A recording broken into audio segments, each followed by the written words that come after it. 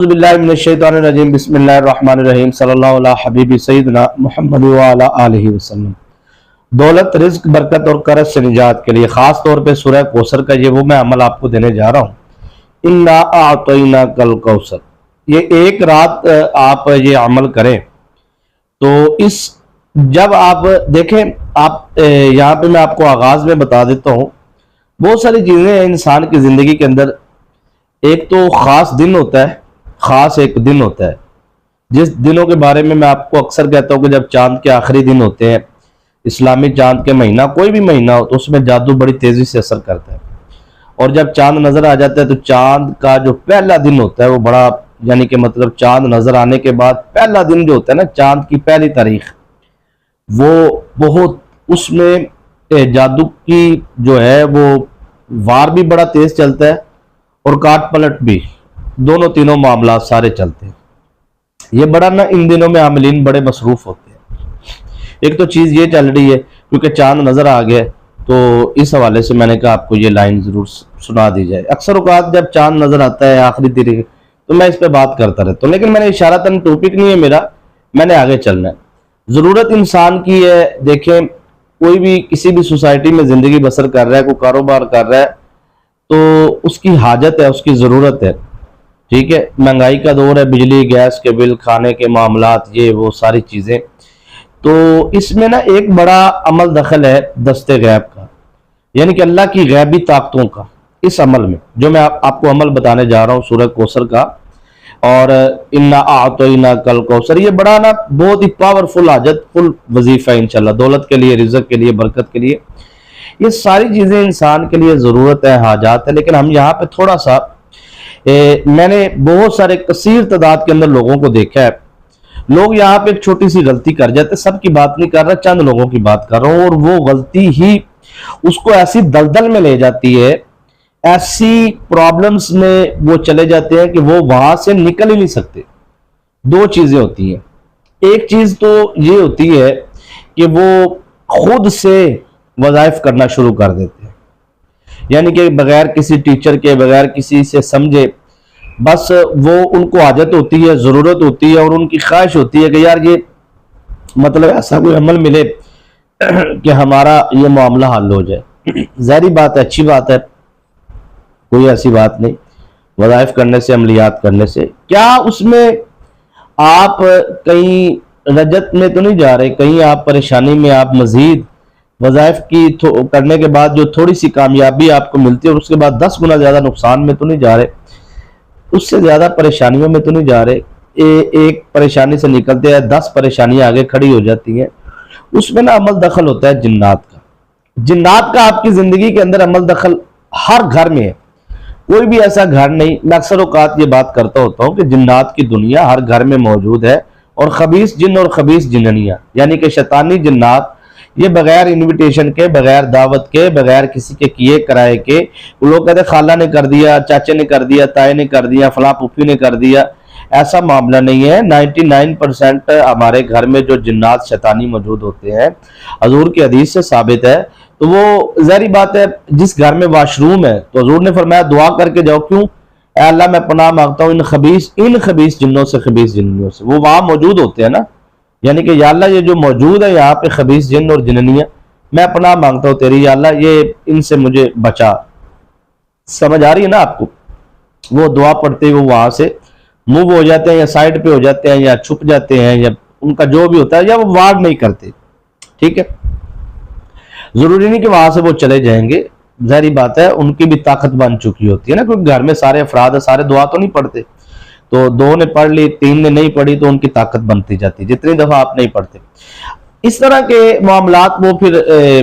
جادو کے ساتھ نہیں جوڑے جا سکتے۔ ہاں یہاں پہ غلطی یہ ہوتی ہے کہ اگر ہمارے کاروبار میں کوئی نقصان ہو جاتا ہے، کوئی پریشانی کا سامنا کرنا پڑتا ہے، یا کوئی ایسی چیزیں ہماری زندگی کے اندر دخل اندازی کرتی ہیں جس سے ہمیں لگتا ہے کہ یار کاروبار ہمارا اچانک سے ٹھپ ہو گیا ہے، قرض ہم پہ چڑھنا شروع ہو گیا ہے، بیٹیوں کی شادیاں نہیں ہو رہی، ٹھیک ہے جی، رشتے آ نہیں رہے، اور آتے ہیں تو دیکھ کے چلے جاتے ہیں، مطلب میاں بیوی ہیں تو شوہر جو ان سے ہے وہ اب دوسری خواتین کی طرف متوجہ ہو گیا، یا دوسری خواتین کی طرف ویسے ہی گھر کی ذمہ داریوں سے وہ ہاتھ اٹھا رہا ہے، تو توجہ نہیں کر رہا، محبت نہیں کر رہا، پیار نہیں کر رہا، گھریلو زندگی ساری ڈسٹرب ہو چکی ہے۔ اس میں صرف اور صرف خالی ایک جادو نہیں ہوتا، اور بھی بہت ساری چیزیں ہوتی ہیں۔ انسان کی اپنی ایک ناشکری بھی ہوتی ہے، انسان کی اپنی کچھ نافرمانیاں بھی ہوتی ہیں، انسان کے کچھ اپنے گناہ بھی ہوتے ہیں۔ صرف بلیم جادو کو کرنا جو ہے وہ مناسب نہیں ہے۔ تو یہاں پہ ہم جو غلطیاں کرتے ہیں نا، کہ ایک تو ہم بغیر اجازت کے، بغیر روحانی نسبت کے، بغیر سمجھے ہم جو وظائف شروع کر دیتے ہیں، اور ان وظائف میں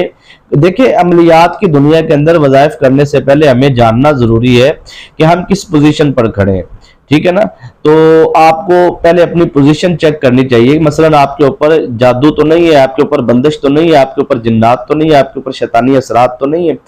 نارمل ہے، آپ ہر چیز سے کلیئر ہیں آپ، تو پھر ٹھیک ہے، پھر آپ کو وظائف سے فائدہ ہمیشہ ہمیشہ کے لیے ملے گا۔ آپ کو آثار بھی لگانے کی ضرورت ہے، یعنی کہ آپ کے وہ روحانی آثار لگے ہوں تو پھر تو کوئی مسئلہ نہیں ہے، لیکن پھر بھی یہ ساری چیزیں نا آپ کو ذہن میں رکھنی چاہیے، یہ آپ کی زندگی کا حصہ ہے۔ اور میں یہ سمجھتا ہوں کہ اگر اللہ تبارک و تعالی جل جلالہ کی بارگاہ میں سچی توبہ کی جائے، اور سچی توبہ کرنے کے بعد اس مالک و خالق کو راضی کیا جائے، اور اس کے بعد پروردگار عالم کی بارگاہ میں یہ دعا مانگی جائے کہ اے مالک و مولا، تو سب کو رزق دینے والا ہے،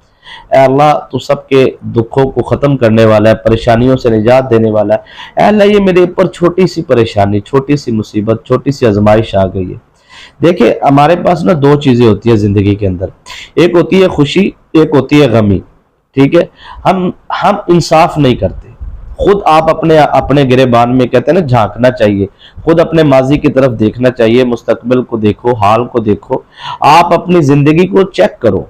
مطلب ہماری زندگی میں دو ہی چیزیں نا، یا خوشی ہے یا غمی ہے۔ ہم خوشی کے وقت شاید رب کو بھول جاتے ہیں، جب ہمارے پاس پیسہ ہوتا ہے، جب ہمارے پاس دولت ہوتی ہے بے انتہا، تو شاید ہم اس طریقے سے اس کا شکر ادا نہیں کرتے جس طریقے سے ہمیں کرنا چاہیے، ٹھیک ہے نا جی۔ وہ کہتے ہیں نا اللہ کو مانتے ہیں لیکن اللہ کی نہیں مانتے۔ تو یہ چیزیں ضروری ہیں زندگی کے اندر، کہ اگر آپ کے حالات، آپ کے معاملات، آپ کی زندگی، آپ کا گزر بسر اس معاملے میں اگر اس طریقے پہ چلا جاتا ہے کہ آپ خوشی میں اپنے رب کو یاد کریں، تو غمی میں انشاءاللہ العزیز آپ کو فوری دست غیب سے مدد آئے گی، بلکہ آپ کو اتنے بڑے غم زندگی میں ملیں گے ہی نہیں۔ تو یہ عمل ایک رات کا خاص طور پہ ان لوگوں کے لیے جو آج ویڈیو دیکھیں گے، تو آج انشاءاللہ اپلوڈ ہو جائے گی، کوشش کریں گے جلدی ہو جائے، جمعرات ہے آج ریکارڈنگ جو میں کر رہا ہوں، تو یہ چاند کی پہلی جمعرات ہے، ٹھیک ہے جی۔ تو آپ آج کی رات یہ عمل کر لیں، جمعے کو کر لیں، نچنی جمعرات، نچنا جمعہ، ٹھیک ہے۔ اگر یہ گزر جاتا ہے تو پھر آپ کسی بھی دن شروع کر سکتے ہیں، پہلی بات۔ دوسری بات یہ ہے کہ آپ کو پابندی نہیں ہے کہ آپ نے نچنے جمعے یا چنی جمعرات کو ہی کرنا ہے، بعد میں بھی کر سکتے ہیں، لیکن جو اس کا لطف ہے، جو اس کا مزہ ہے، وہ ہے نچنی جمعرات، نچنا جمعہ، ایک چیز یہ ہے، ٹھیک ہے جی۔ تو یہ ایک خاص رات کا عمل جسے کہا جاتا ہے نا، اور آپ اس عمل کو کسی بھی جائز مقصد کے لیے، کسی بھی حاجت کے لیے، کسی بھی خواہش کے لیے، دولت کے لیے، رزق کے لیے، برکت کے لیے، قرض سے نجات کے لیے، آپ کو ایمرجنسی ضرورت ہے،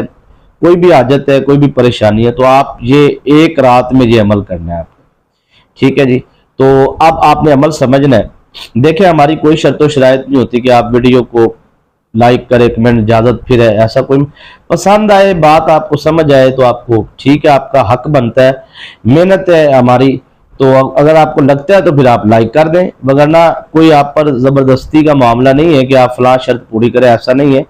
دیکھیں جس کو بات سمجھ آتی ہے نا، وہ خود بخود ویڈیو بھی دیکھتا ہے پوری، اور سبسکرائب بھی کرتا ہے، اور سارا اس کو پتہ ہوتا ہے، سارا جو یوٹیوب پہ ظاہری بات ہے اسے ساری چیزوں کا علم ہوتا ہے۔ تو یہاں پہ ہم کسی قسم کی کوئی شرائط نہیں آپ کے سامنے رکھنا چاہتے، نہ ہی کوئی شرائط ہے، بس اتنا ہے کہ آپ نے جو ان سے ہے وہ باوضو ہونا ہے اور باقاعدگی سے عمل کرنا ہے، ٹھیک ہے۔ اس عمل کو جو بھی باقاعدگی سے اپنی زندگی میں رکھے گا، اور اس کو زندگی میں کبھی کوئی بھی حاجت آتی ہے تو وہ اس حاجت کی طلب کر کے، منت کر کے، اس حاجت کے بارے میں بات کر کے، دعا کر کے، کوئی بھی لفظ آپ کے سمجھ میں آ جائے، کیونکہ بہت سارے ممالک کے لوگ ہوتے ہیں تو بہت سارے لفظوں کی ان کو سمجھ بھی نہیں آتی نا، تو میں کوشش کرتا ہوں کہ آسان سے آسان لفظ کے سب کو سمجھ آ جائے، یعنی کہ آپ اپنی نیت کر لیں نا، دعا کر لیں کہ اللہ مجھ پر فلاں مصیبت آ گئی ہے، فلاں آزمائش آ گئی ہے، مالک و مولا مجھے اس آزمائش سے، اس پریشانی سے نکال دے، ٹھیک ہے، اپنی غیب سے میری مدد فرما، اس عمل کی روحانی طاقتوں سے میری مدد فرما.